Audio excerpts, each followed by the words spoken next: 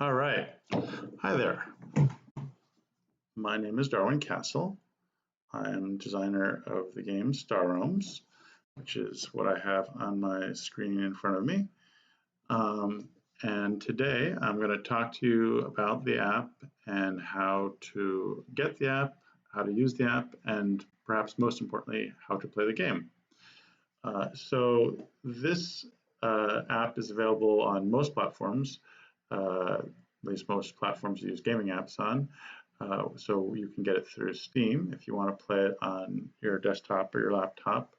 You can get it through the App Store if you want to play it on an Apple device, or you can get it through Google Play if you want to play it on your Android phone. And the nice thing is they're all connected. So once you have an account with the game on one device, you can access that account through all devices. So like if you download the game through Steam and start an account, you can then download it through app and use the same account. So if you're playing a game online with someone on your phone, you can then continue the game on your laptop or however you want to do it. So you don't have to buy separate accounts or get separate accounts for each device, which is a nice feature. Um, Another nice feature is you can play the game without spending any money. So you can go to Steam or the App Store or Google Play and go into the search bar and type Star Realms, and you find the Star Realms app, and you click download, and we don't ask you for any money for that. And you get the core set, which is all you need to play the game. And as you can see here on my screen, we've got play online, campaign, versus AI, pass and play, how to play, and store. Much of that is available for free. So for example, you can play against the Easy AI for free. You can play pass and play. So pass and play is a feature where, let's say you've got the game on your phone and you and a friend are hanging out, you can start a game, make a move, and then you pass your phone to your friend and they get to make a move. So you get to actually play against someone who's in the room with you, thus why it's called pass and play. So that's something you can do for free. Like I said, we have an AI that can be your opponent that you can play against for free.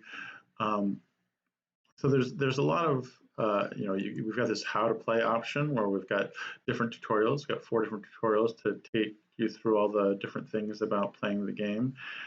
We actually have a rule book you can access. We have a card gallery, so you can look at the different cards in the game for different sets and different factions. All that comes just for downloading it, so you can get a good sense of whether you like the game or not without actually spending any money on it.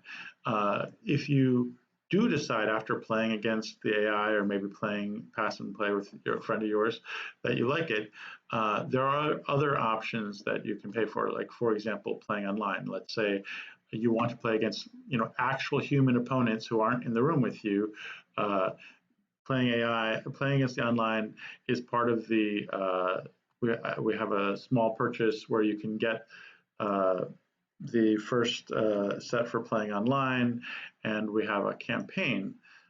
We have the campaign set in different chapters, and there's a normal mode and a hard mode, and there's different missions with different rules, and then there's achievements like this one says win before the 12th turn, win before the 10th turn, or win before the 8th turn are the 3 achievements here. As the game goes on, it has more complex achievements. There's a story. Like here, it's talking about the Pirates of the Dark Star, and there's cutscenes and a little story to go with it.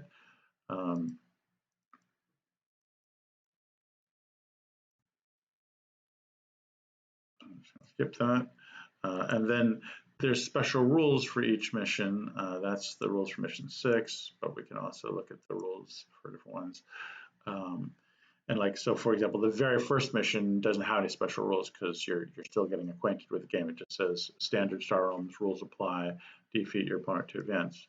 But as you go on, you'll find different things where you start with a different deck than usual, or maybe there are special rules that the AI gets to take advantage of to make it harder for you.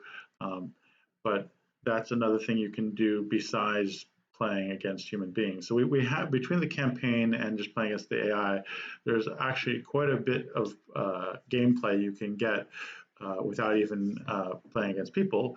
And then, if you decide you're ready for playing against people, you go to play online. As you can see, I've got all sorts of these asynchronous games going on. But what that means is I can make a move in one of my games, and then uh, I can just move on with my life and come back, an hour later, and maybe my opponent's made a move, and then I can make a move. I don't need to actually be sitting at my computer making move after move. I can do it at my convenience. I have 48 hours to make a move. I play a lot of Star Realms, probably not surprising. So I have a lot of these games going on. These ones in red are ones where it's my turn, and the ones that are not in red are ones where I'm waiting for my opponent to take their turn. But we also have real time as an option. So you can see there's 40 hours per turn, or there's real time. And these are all different sets that I have, because periodically we release new sets to keep it fresh with fresh cards. And then for relatively advanced players, we have this option called Arena, where basically every week there's different arena rules, and you can spend credits to win stars, to get things like special foils and avatars and stuff. So that's another cool option for more experienced players. Like I said, one way to learn how to play is in this area here. But today I'm gonna teach you how to play. So let's go to take a look at that. All right, so I'm gonna go to the versus AI. I'm going to deselect all the sets except for the core set, because if you're just trying it for the first time, you're only going to have the core set because you won't have purchased any of these sets. The game's been out for several years. I think it launched, I want to say 2013, 2014. So over that time, we've added quite a few sets to keep things fresh. But for free, you'll get this easy mode. And then if you upgrade, I think it's like $5 or something like that, you get the medium and the hard mode, as well as the online play. But let's do easy mode core set for teaching you how to play. All right. So I'm seeing that there's some questions in the comments. I'll try and answer some of those while also teaching people how to play. Let's go back there to where the comments are. Okay, as you can see, we're doing a giveaway. If you look in the chat, our Debbie, our head of marketing, and our COO is helping us out in the chat today. So she'll be handling giveaways for people. So if you're interested in joining the giveaway, just click on that link that she has there.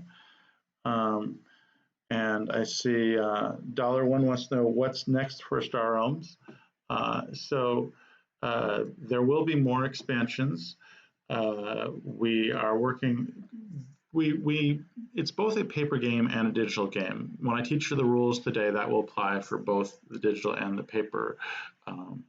They obviously play out slightly differently when you're playing with paper cards than when you're playing on an app, but you'll get the idea.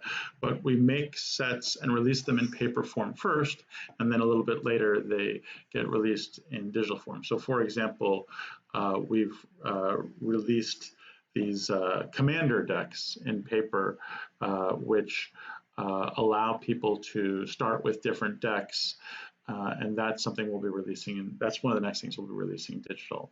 So that's something to keep an eye out for. All right, so let's actually talk about how to play for people who aren't already familiar with how to play. So this is a deck building game. I'm guessing a lot of you are familiar with the basic concept, but I'll talk you through it. So it's a card game, and what's lit up in yellow on the bottom of the screen here, where it says Viper, and it says Scout. These are my hand of 5 cards. So I have a 10-card deck. So 5 of the cards are in my hand, and over here on the right where it has the number 5, that's my 5 remaining cards. So I have a total of 10 cards, and you shuffle your deck, and you draw 5 cards. Then you'll see my opponent went first, the easy AI, because the player going first has 3 cards, and they've already taken a turn. Their 3 cards were Scout, Scout, Scout, and the idea behind a deck building game is there's this row of cards in the middle here where we've got this explorer, and they've got 2 yellow cards, 2 green cards, and blue cards. That's what we call the trade row in Star Realms, and you're actually purchasing cards using your starting deck, and those cards get added to your deck. So in the case of the Easy AI, they used their scouts to purchase this Federation shuttle and to purchase this trade bot.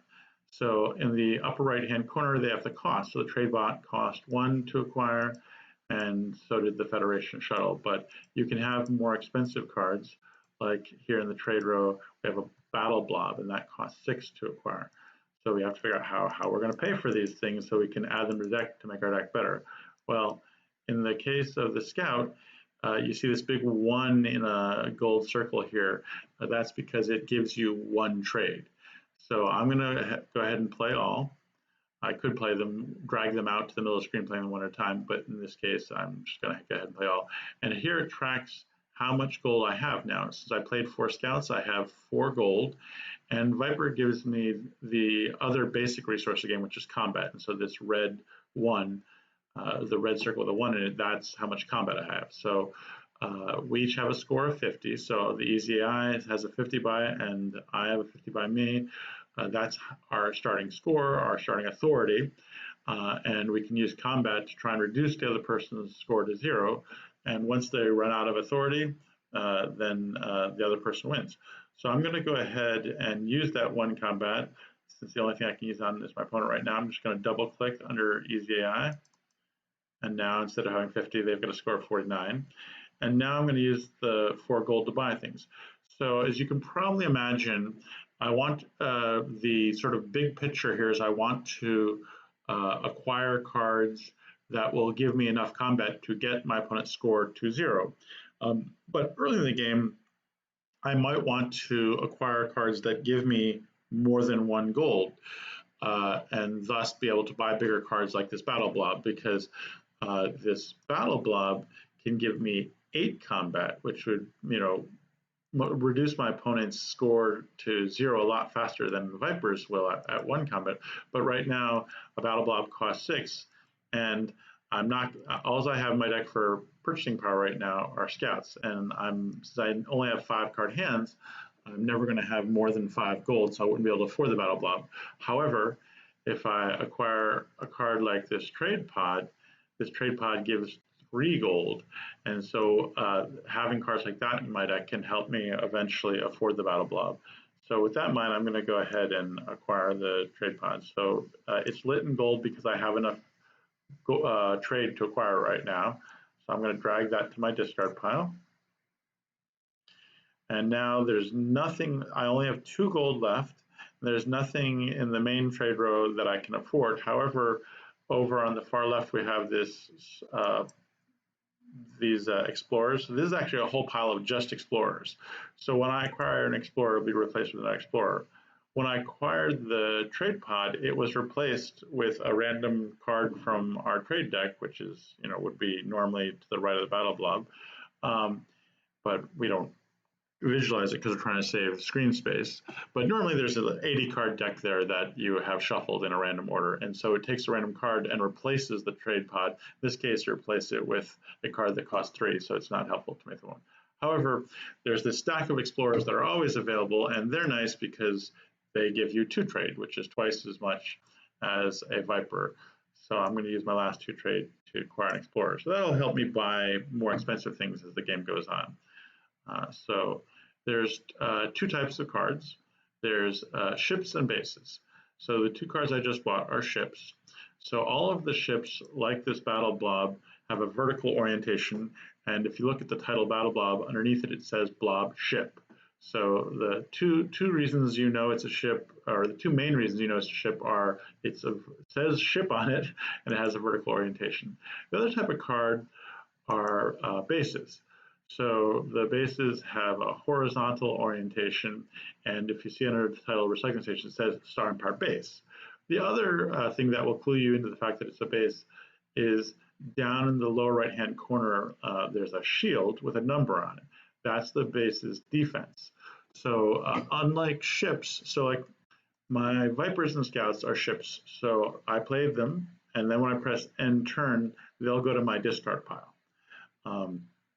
And the difference with a base, if I played a base, it would stay in place. So I'm going to buy a base next turn, so it'll come up and you can see exactly how bases work. But for now, I'm going to end my turn and let the AI take their turn. So they had 3 trade and 2 combat, so they attacked me for 2, and they acquired a card that cost 3. So they acquired this trading post, which is a base that cost 3. So you may have noticed that 2 of the first 3 cards they bought are blue. That's a faction called the Trade Federation. It makes sense to buy a lot of cards of the same faction because of something called ally abilities. So if you look at the upper left-hand corner of the card next to the title Federation Shuttle, there's a blue symbol. That's the faction symbol, in this case for the Trade Federation. And then if you go down the card, you see that symbol comes up again on the second line of the text box. And that's letting you know that the card has an ally ability. In this case, that's a 4 in a green insignia. The green insignia stands for authority, which is your score. If you look here, you can see that my score is in a similar green insignia. And that 4 means that if they have an ally, so basically if they play this Federation Shuttle while they also have a ship or base of Federation in play, then that will trigger their ally ability and they'll gain 4 authority. So in addition to giving them trade to buy better cards, they can be pushing their score back up, which is nice. I will try and trigger some ally abilities over the course of the game so you can see how that works. So with that in mind, let me buy a green base to go with my green ship. Okay, and conveniently, since I only have 1 gold left, 1 trade left, a card that costs 1 trade comes up, and I don't really want my opponent getting more Federation shuttles, so let's take that, and I can attack them for 1 and tie the score up at 48. Okay, so they've played the first base. So when they ended their turn, all their ships went to their discard pile, but this base stayed here. And this base has an ability, which is on the top line of the text box, which has 1 authority or 1 trade. So every turn they can either use this base to give them an extra authority or an extra trade. So they can buy bigger things or they can gain back some of that score. And it looks like since they're 49 now, they chose to gain back a point of their authority. The other big relevant thing here is this second line of their text box. You see a little silver garbage can here. That's what's called a scrapping ability, which means that they could choose to forever get rid of their trading post to trigger that ability. Early in the game, they want to be able to use a trading post every turn, so they're not going to do that. But the ability here is they could get 3 combat. If for some reason I was at 3, then it would be worth giving up the trading post permanently so they could finish me off. But in the meantime, I've got to find a way to get to 4 combat so I can get rid of their trading post, or they'll indeed get to use it every turn. It looks like I won't be able to do that this turn. So I currently have 1 combat. If I was willing to scrap my Explorer, I could get 2 more, but that wouldn't give me enough to get rid of the trading post, so I'm going to keep that around. But it does mean that I can now afford this battle blob that I've been coveting. And so I played a green card, which is from the blob faction, and I played a blue card from the Trade Federation faction. Unfortunately, they're not the same faction as each other, so I can't use their ally abilities. Like if I played 2 green cards, I'd be getting 2 extra combat from the trade pod's ally ability, which would be really handy right now, but oh well. So instead, I'm going to use my last 2 trade to get another Explorer, and normally I would attack my opponent with this 1 combat, but this is a special kind of base called an outpost. That's why above the shield it has the word outpost, and it's a black shield, which means I cannot attack my opponent until I get rid of their outpost. So their shielding, in addition to all the other things the trading post does for them, it's providing a shield from my small amounts of combat. So I need to hurry up and get to 4 combat and get rid of it because they're milking too much advantage out of that card. So, yep, they gained another authority. They took another authority from me. They acquired more cards. They're starting to fill up their deck with cards that are better than Scouts and Vipers. So that's not great for me, but I have a bunch of green cards, so I'm going to acquire another green card. Now my base that I just played is called a blob wheel. It has a scrap ability where I could scrap it for 3 trades. So if I want it, I could remove it permanently to afford perhaps like this barter world or something. But I think that there's value in having a base in play because it can then trigger the ally abilities of my other green cards. And maybe the one combat it gives me every turn will be relevant. In the meantime, it would take 5 combat for them to get rid of my base, so it'd probably be around for a while. Unfortunately, it's not an outpost, so they'll be able to attack me even though I've got a base in play. But that's one of the things about the blobs. They don't have any outposts. The blobs are all about offense. They're not interested in playing defense. Okay, I'm gonna play all, and I can afford something nice here. So I have 2 colors so far. I've got green and blue. So let's acquire another blue card. Oh, good. And a green card I can afford came up. Again, I'm not able to get rid of the trading post, but my deck's starting to get a little bit juicy with these green and blue cards that are all better than Explorers. So at this point, I think I'm just going to scrap this Explorer, not because I can use the combat, because they've got a 4 defense on their base, but just because I don't want the Explorer in my deck anymore. So I'll go ahead and end my turn. And oh, that looks like I've got a good turn coming up. All right, so they just had 6 combat on that turn, and they chose to attack me. They could have gotten rid of my base if they wanted to. The easy AI, one of the things that makes them easy is they rarely get rid of bases unless they're outposts. The general strategy of this game is you don't want to let your opponent have bases sitting around, and the hard AI will get rid of those bases. But fortunately, at the moment, I'm playing as the easy AI. So I just played my battle blob. And one of the things that makes it special is it has an ally ability that allows me to draw a card, and it allied with the blob wheel, and it drew me a card, which is nice. Perhaps more importantly, it gave me a bunch of combat. Okay, so I'll use some of that combat to get rid of their outpost.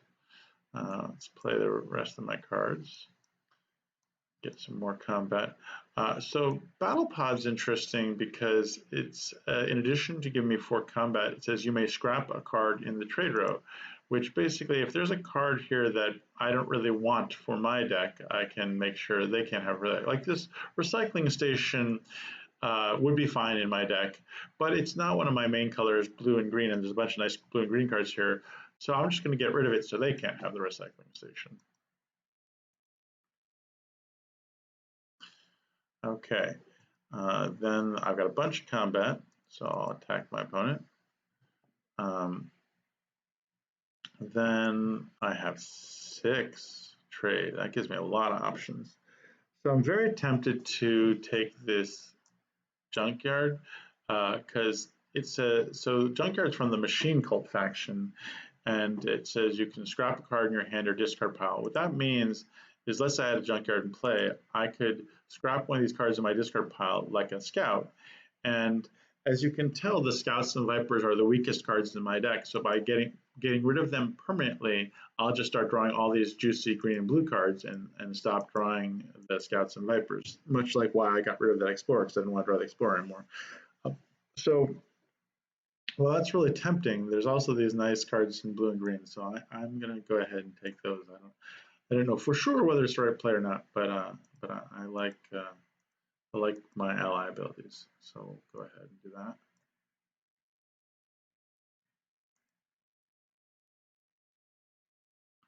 Now, if I had the junkyard and was scrapping things out, that'd be another way to get to my ally abilities because I'd only be drawing my blue and green cards. So that'll be something to consider next time I have 6 trade. So this time I'm going to scrap my Explorer, and I'll actually be able to use the combat since they don't have an outpost protecting them. So I'm going to go ahead and attack them directly for 4. As you can see, the score is pretty close, 40 to 37. Their deck's a little bit better than mine, I think, in part because they do have scrapping. These machine cult cards, the trade bot and the missile bot, is allowing them to get rid of their scouts and vipers. So their deck's starting to get really good really fast. So I'm going to have to win quickly if I want to have a chance here, because time's on their side as their deck's steadily improving by getting rid of their scouts and vipers. So they have a Star Empire card in their deck called a Imperial Fighter. So there's 4 colors. There's the Star Empire, which is the yellow color, the Trade Federation, which is the blue color, the Blobs are the green color, and the Machine Cult's the red color. So one of the Star Empire's things is they like to make their opponent discard. So here it says 2 combat, target opponent discards card. And they play that this turn. So now at the beginning of my turn, I have to discard a card. So let's choose what to discard. Well, I don't want to discard my 5-cost blue card, so I'll discard one of these scouts. So not a huge deal to discard a scout, so at least that part's good. I'll attack for 5. So now, since I can't really afford anything else, is a good time for me to start on my scrapping. So I'll take this trade bot. Better late than never, I guess. I could afford an Explorer, but I think we're past the point in the game where having an Explorer will make my deck better, so I'm just not going to spend that to trade. Just because I have trade available doesn't mean I have to spend it. So the Easy Eye, they don't generally scrap their Explorers unless they have to. But again, the Hard AI would probably be scrapping Explorers by now. Let's draw a card. So my Blob Fighter is nice because it will draw me a card with an ally, which it has in the Blob Wheel. So this should be a nice little turn for me. What's something I want to get rid of? Let's get rid of the Machine Base. Ooh. So I could get a nice outpost that's not my colors, or I could get more scrapping. That's a tough one. While I need scrapping, it might be a little late in the game for that to matter. And while this outpost is not my colors, I am, it's late enough in the game that being able to protect myself from attack is kind of exciting. So yeah, let's go ahead and take that. And, I got 2 more combat to attack them with. All right, so hopefully I'm killing them fast enough that the fact that they're scrapping, it's not too late for that. So 25-23, pretty close, but this Battle Blob should help me. Draws me a card with its friend. There's more combat. Ooh, I might have enough to win this turn. So I conveniently have 2 cards in play that scrap for combat. Looks like I don't. Yeah, right. So this one scraps for 4 if I want to, and this one, let's get some authority. But this one can scrap for 5, which according to my math is enough for me to win the game. So we'll get 5 combat, and we'll get 4 combat, which brings us to 24. They're at 23. So lo and behold, I'm capable of beating the Easy AI. Since I've been playing this game the entire time it's existed, that's comforting. But so even against the Easy AI, it was a little bit close. They got me down to a relatively low score, and their deck was fast improving. So as you can imagine, against the medium or the hard AI, it just gets even harder. And then you can make things interesting by adding all these sets if you get bored. But I played just with the core set for over a year, and it was just great replayability. So there's no rush to buy any of these expansions. You can just play over and over and really get a sense of whether Star Realms is your kind of game and whether you like it or not. I obviously love it, but I'm biased. But if you do, it's nice to be able to add some expansions to give you some different experiences. For example, I'll just show you one of the examples. I just added the Gambit set, And one of the cool things about the Gambit set is over here on the left, you see I've got these two cards in play, and my opponent has these two cards in play.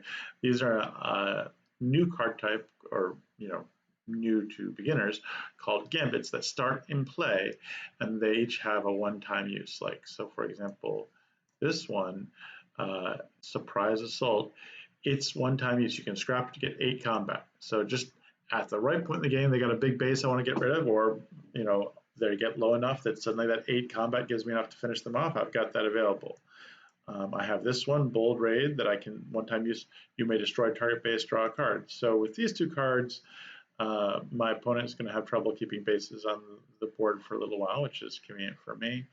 They have a gambit called Political Maneuver that they can get one-time boost of 2 trades. So they could, for example, potentially buy this Battle Blob really early, which, as you saw from my last game, is a pretty powerful card. So gambits can definitely affect how things are played really in an interesting way. Perhaps one of my favorite are missions. Let's take a look at missions.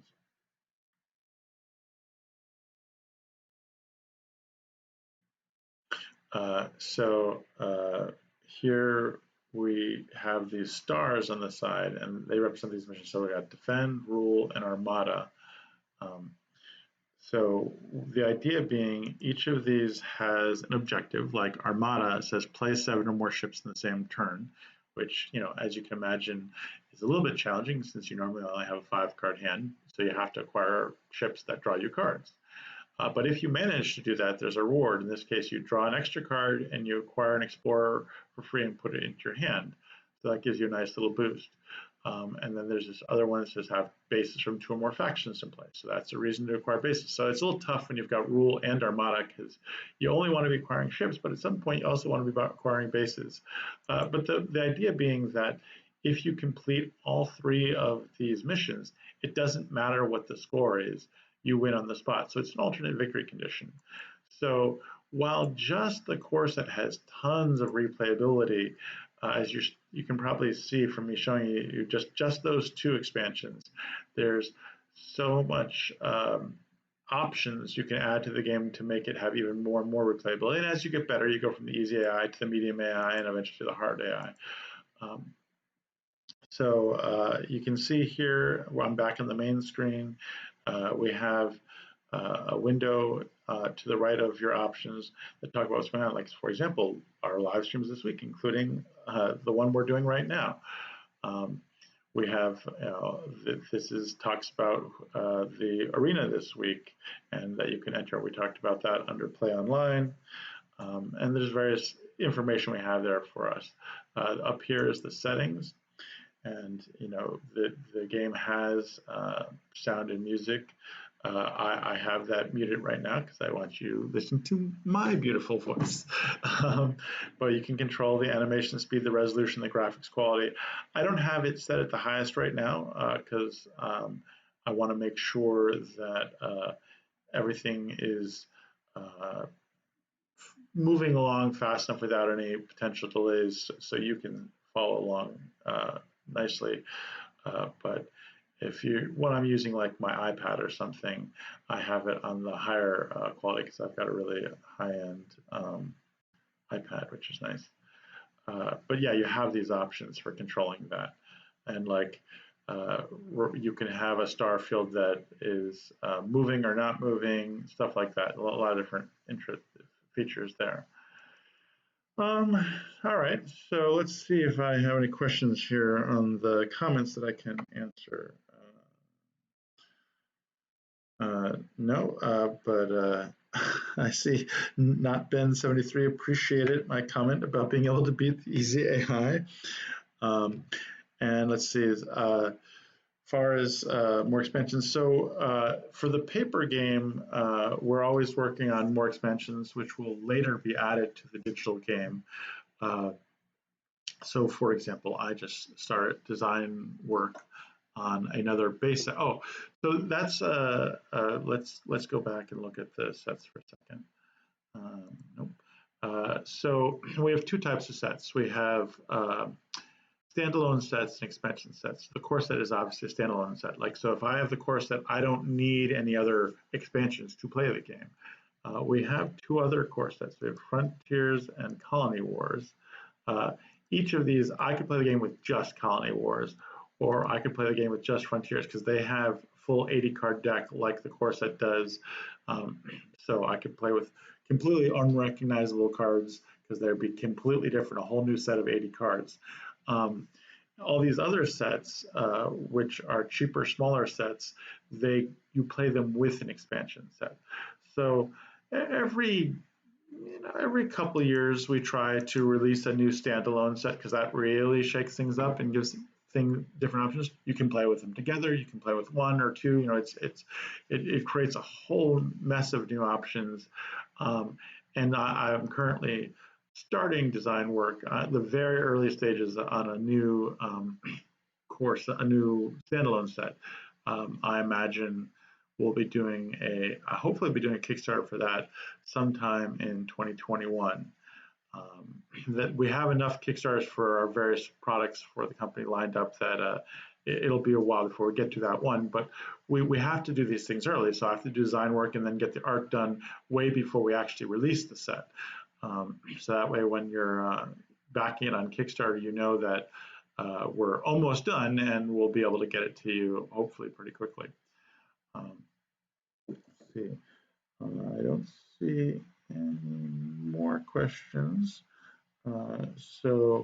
I appreciate anyone who followed along today, and hopefully you have some insights on how the app works and how to play the game. Thank you for joining us, and I hope that you'll follow our other Spiel events that we have over the course of the weekend. Alrighty, thank you so much.